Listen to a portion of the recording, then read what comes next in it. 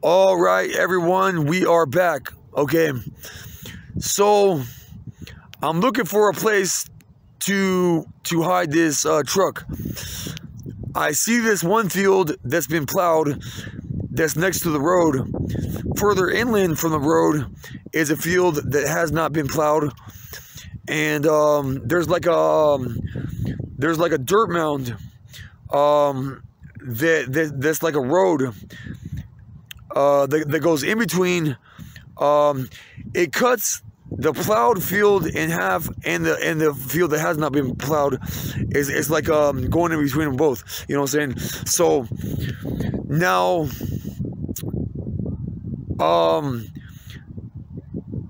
when I used to visit my old friend's house, my old time, he wasn't old himself, but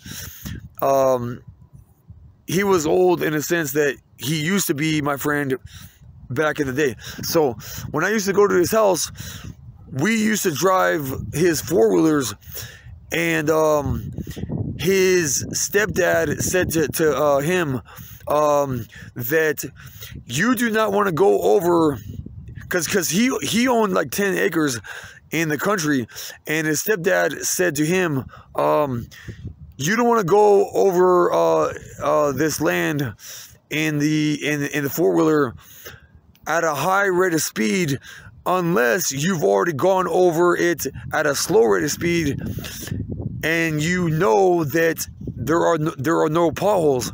Because if you go over unfamiliar,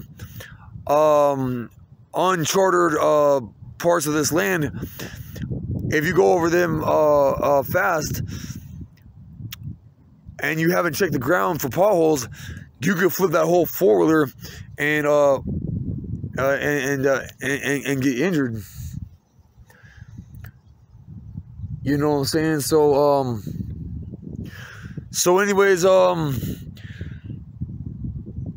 I put the truck in first gear, and I creep along through the field at a slow speed, and I'm trying to look over the hood in front of me, and I'm looking to the sides to see if there are any potholes in the ground. And if I had not checked for that, I would have not noticed that there was an small little irrigation ditch in between the field that was plowed and the other one that was not. And so then I was like, okay, it's a good thing we checked. And this stuff, I come from Kansas. We don't really have irrigation canals in Kansas that I've ever heard or witnessed. Heard of or witnessed. Okay, I actually grew up. Our mobile home was the mobile home lot we lived on was exactly right next to a wheat field, and I've never seen or heard about a irrigation canals being used in Kansas. So if I would have not checked for potholes, I would have noticed that irrigation canal, and then I possibly would have got stuck in that canal with the truck. So basically what I did is I fucking backed up the truck, did a 3-point turnaround, fucking go up that fucking hill road that went in between because there was the plowed field by the road, and then there was the one field that was not plowed further inland, and then I went through the dirt road. There was like a mound that it had a ramp that went up to the top of it, and so I went up that ramp, and I'm talking like I went to driver's ed school to get my regular driver's license. I went to truck driving school to get my commercial driver's license. I learned how to get my regular driver's license through driver's ed in the first out of 2 trade schools that I went to called Job Corps. So I learned my regular driver's license at the first Job Corps trade school I went to. A year and a half later, I went to another one, and that's where I gained experience driving a stick shift. I got experience driving a regular stick shift, and I got experience driving a semi-truck.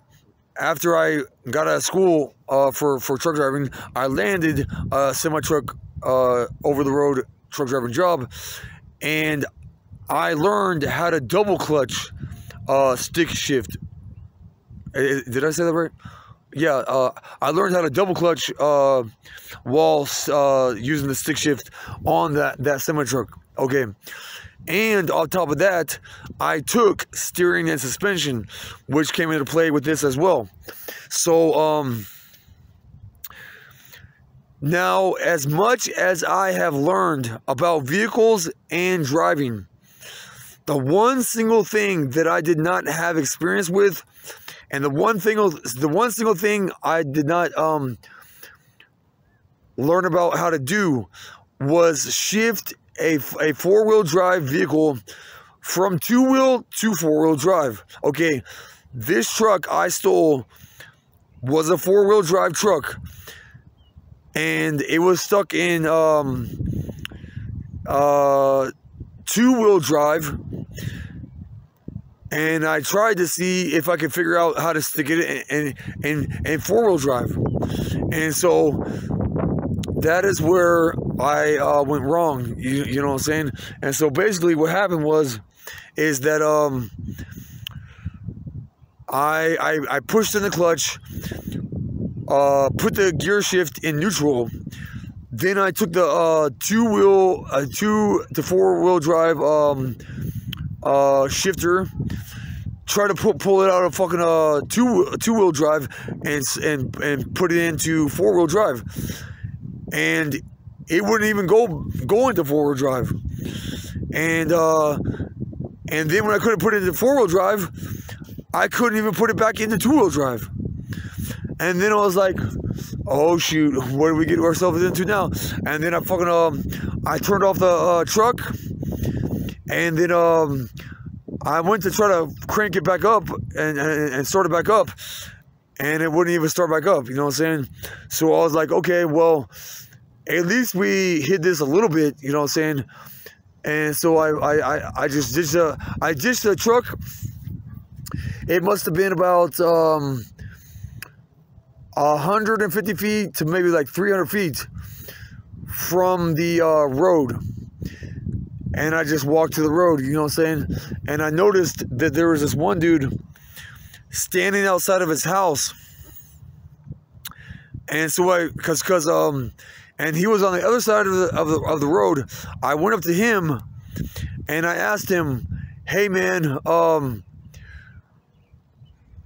how far away is the nearest town, and what is the nearest town? And he told me the next town is Billings, Montana. And he told me I was about 3 miles away from the edge of it. And so I very quickly walk into the town of Billings, Montana. And so later that night, I went to use my debit card at the Greyhound bus station to buy a Greyhound bus ticket to get out of Montana. And the person that runs my debit card, the person at the Greyhound bus station that works there, that ran my debit card, he told me that it got declined, and I was like, well, why did it get declined? I just got paid today. And then I called my bank. Then I called my bank to see what was going on, and they said, well, we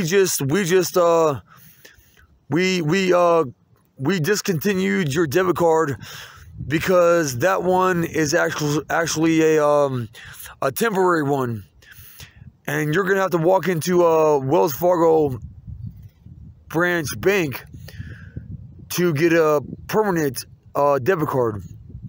Now, I think where I went wrong possibly is before that, I called Wells Fargo to check my account balance and maybe or whatnot. But one thing I do remember is when I asked the bank teller over the phone is everything all right with my account? And she was like, yeah. And I think that she must have thought that was suspicious, and that must have raised a red flag with her. You know what I'm saying? So, so long story short,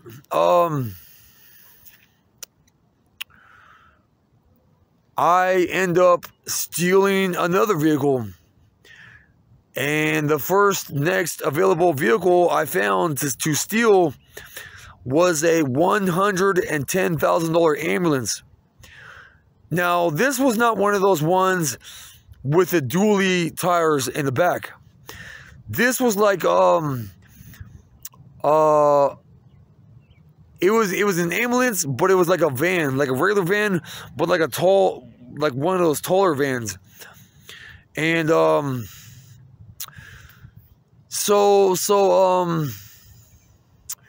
anyways, I think we're gonna kind of call it good with these videos. I'm gonna fire off for today, and the storyline with this will pick up shortly from now.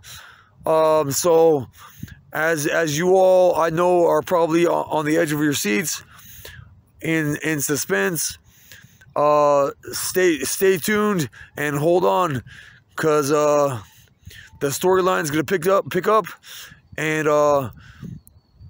we're gonna take you all on a wild ride. You definitely don't want to miss out on this, so stay tuned till tomorrow. Till next time, bye for now.